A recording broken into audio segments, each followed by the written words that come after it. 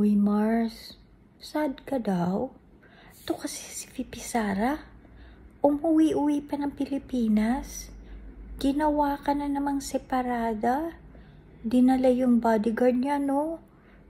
Sus. Di bale, maraming pogi dyan sa the Netherlands. I'm sure makakahanap ka ng kapalit. Madali lang yan sa'yo. Ikaw pa. Beautiful ka naman eh. At kung hindi ka man makahanap ng kapalit ni Kateki, makinig ka na lang sa kanta ni Andrew E. Humanap ka ng pangit. Diba? Anyway, ang pag-uusapan natin ngayon, Mars, meron na daw resulta yung application mo. Ang bilis, no? Meron akong message from INS. Itong the Netherlands, usually, matagal daw yung application for asylum. Kaya lang, napabilis yung kaso mo. Alam mo kung bakit? Napakinggan at napanood nila yung Philippine Congressional Hearing, yung TRICOM ba? Ikaw ba nanood? Nanood ka siguro. Starring ka dun eh. Anyway, meron ng desisyon sa kaso mo. Akalain mo yun? Grabe, no?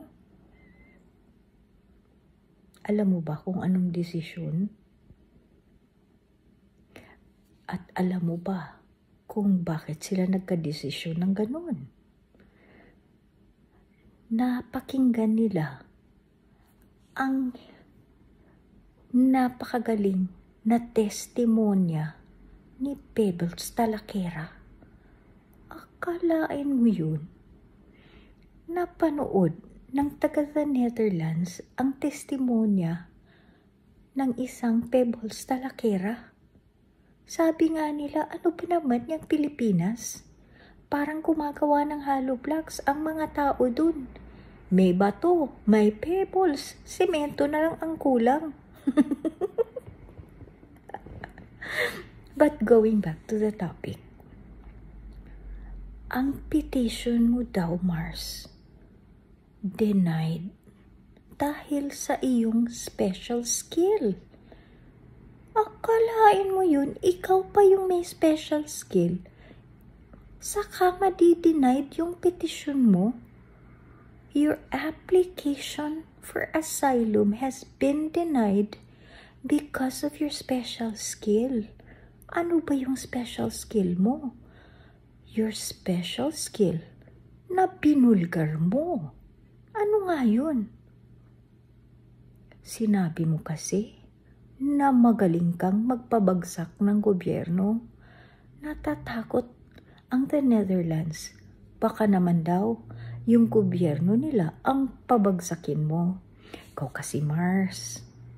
Next time, gusto mong ipagyabang ang criminal mind mo, huwag mong ipagyabang sa harap ng maraming tao.